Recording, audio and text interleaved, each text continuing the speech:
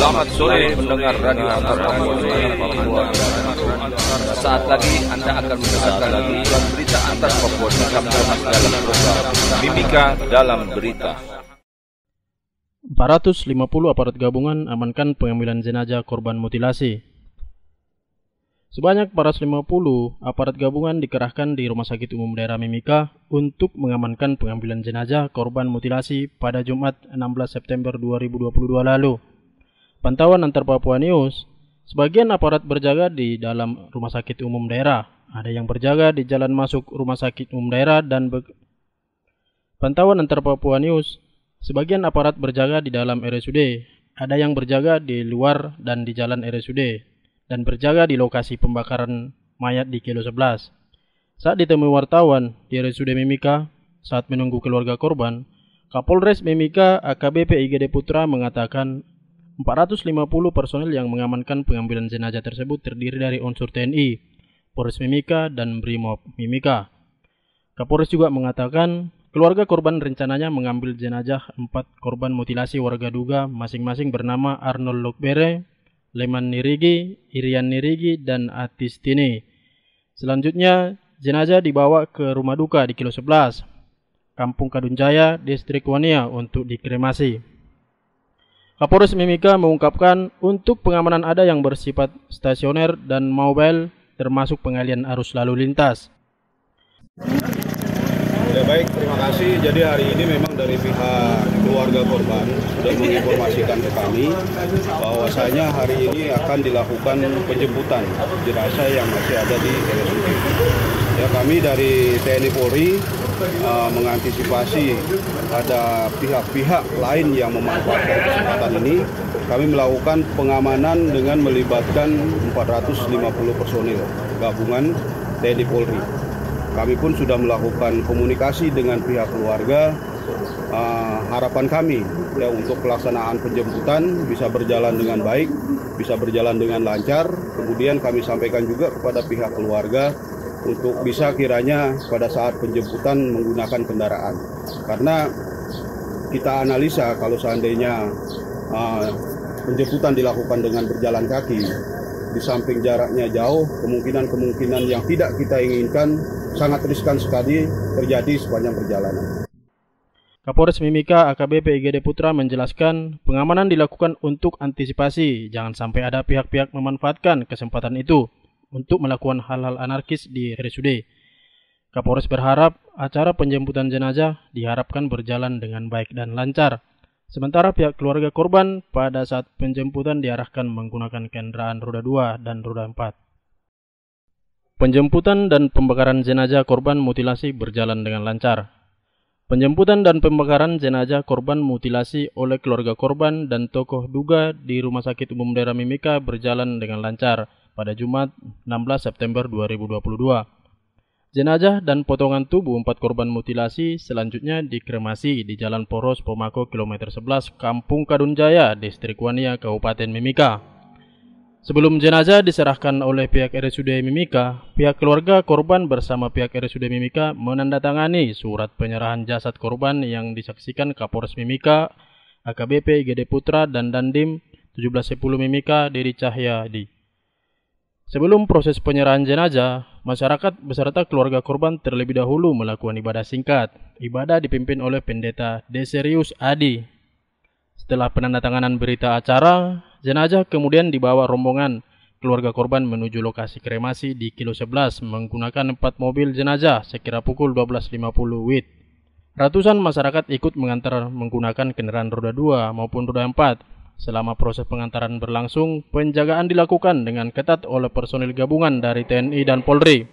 Setibanya di Kilo 11, jenazah kemudian dibakar di lokasi yang tidak jauh dari Jalan Poros Pomako. Pada kremasi itu disertai dengan prosesi adat oleh masyarakat Duga yang hadir. Saya Abi, Radio Antar Papua melaporkan. Dongkrak program kebersihan, Kelurahan Koprapoka tarik iuran warga. Dongkrak program kebersihan, Kelurahan Koprapoka mulai menarik iuran warga untuk pengambilan sampah dari rumah ke rumah. Saat ditemui wartawan di kantornya Jumat 16 September 2022, Sekretaris Kelurahan Koprapoka, Debrianto Palalangan menerangkan penarikan iuran tersebut baru mulai berjalan sejak sebulan yang lalu. Program iuran itu digunakan untuk armada pengangkut sampah yang disediakan Kelurahan Koprapoka untuk mengambil sampah dari rumah ke rumah. Hal itu sama seperti kelurahan lain. Debrianto mengatakan, besaran iurannya, pihak kelurahan mematok setiap keluarga membayar Rp20.000 per bulan untuk sampah rumah tangga dan Rp50.000 untuk sampah dari tempat-tempat usaha seperti toko. Sekretaris Kelurahan Koprapoka, Debrianto Palalangan menjelaskan, iuran tersebut digunakan untuk membayar gaji petugas kebersihan, membeli BBM dan biaya operasional lainnya. Debrianto mengatakan, program iuran tersebut tidak dipaksakan bagi warga Koprapoka.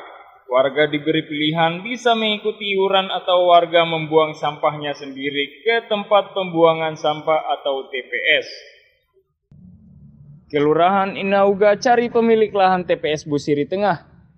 Lahan yang dijadikan tempat pembuangan sampah di Jalan Busiri Tengah rupanya sampai saat ini masih belum jelas siapa pemilik lahan.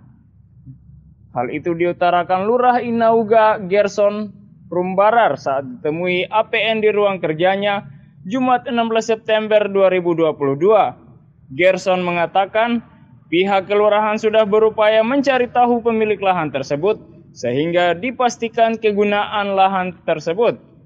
Jika memungkinkan, pihak kelurahan bahkan berniat membeli lahan itu sehingga bisa dijadikan TPS oleh masyarakat. Gerson mengatakan lahan tersebut mempunyai peran penting untuk kebersihan warga di Kelurahan Inauga, karena warga saat ini bisa membuang sampah langsung di TPS tersebut. Lurah Inauga, Gerson Rumbarar mengungkapkan, untuk sementara pihak kelurahan mengimbau kepada warga agar membuang sampah pada tempatnya serta membuang sampah sesuai waktu yang telah ditentukan. Apalagi TPS yang berada di tepi Jalan Busiri Tengah belum ada penerangan jalan dan seringkali gelap. Oleh karenanya, nantinya jika lahan ini sepenuhnya sudah menjadi milik kelurahan alias memiliki legalitas, maka pihak kelurahan berencana akan memasang papan pelang dan penerangan di lokasi tersebut. Saya Muhammad Wahyu Walerubun, Radio Antar Papua melaporkan. Dinkes diminta cepat distribusikan obat malaria. Wakil Ketua 2 DPRD Mimika Yohanes Felix Helianan berharap Dinas Kesehatan Dinkes Mimika bisa secepatnya mengalokasikan obat malaria atau obat biru pada puskesmas yang ada di Mimika. Saat ditemui Antar Papua News di kantor DPRD Mimika Jumat 16 September 2022, pria yang akrab dipanggil Jonti ini mengatakan kebutuhan obat malaria untuk masyarakat sudah mendesak karena banyak puskesmas yang kehabisan obat biru tersebut. Jonti mengatakan puskesmas sebagai fasilitas kesehatan milik pemerintah harus bisa menyediakan obat malaria dengan murah. Karena jika masyarakat membeli dari klinik swasta maka biayanya yang dikeluarkan lebih besar. Tapi yang jelas itu sudah saya menghimbau supaya Dinas Kesehatan tolong usahakan secepatnya karena memang sekarang banyak orang yang kena malaria dan persiapan obat itu tidak ada di itu. Kita tidak bisa memaksakan orang, kasihan banyak pasien yang mereka tidak punya biaya apa segala macam. Mungkin sambil menunggu itu juga Dinas Kesehatan perlu membagikan kelambu atau semacam fogging ke apa itu. Ya itu kegiatan dari Dinkes sendiri. Mereka punya kegiatan di perubahan itu mungkin ada ya. Mereka harus ambil inisiatif itu supaya fogging ke apa itu semprot malaria itu kan. Semprot nyamuk. Itu dari saya. Wakil Ketua 2 DPRD Mimika Jonti mengatakan masyarakat sangat membutuhkan obat biru karena durasi sembuh dengan obat biru lebih cepat. Karenanya tanpa obat biru banyak yang menderita akibat penyakit malaria. Jonti menambahkan selain mendistribusikan obat malaria, Dinkes Mimika juga harus bisa melakukan tindakan-tindakan pencegahan malaria seperti penyemprotan atau fogging atau pembagian kelambu. TPAD Provinsi minta DPRD Mimika ganti dana hibah. Tim Anggaran Pemerintah Daerah TPAD Provinsi Papua meminta DPRD Mimika untuk mengganti atau mengalihfungsikan dana hibah untuk kegiatan lain atau digunakan untuk silva sisa anggaran tahun berikutnya. Hal itu disampaikan oleh Wakil Ketua 2 DPRD Mimika Yohanes Felix Helianan saat ditemui Antara Papua News di kantor DPRD Mimika Jumat 16 September 2022. Anggota Dewan yang akrab dipanggil Jonti ini mengatakan permintaan itu diutarakan TPAD Provinsi saat DPRD Mimika bersama eksekutif melakukan evaluasi APBD perubahan di Jayapura. Jonti mengatakan pada evaluasi itu ditemukan sejumlah dana hibah yang tidak penting dan berpotensi bermasalah.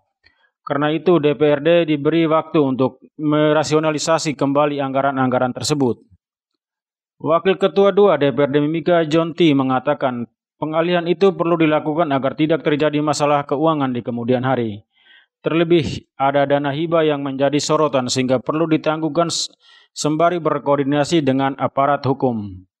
Jonti mengungkapkan DPRD Mimika banyak mendapat tekanan dari TPAD Provinsi untuk mengganti anggaran yang berpotensi bermasalah diganti untuk kegiatan yang bersifat mendesak.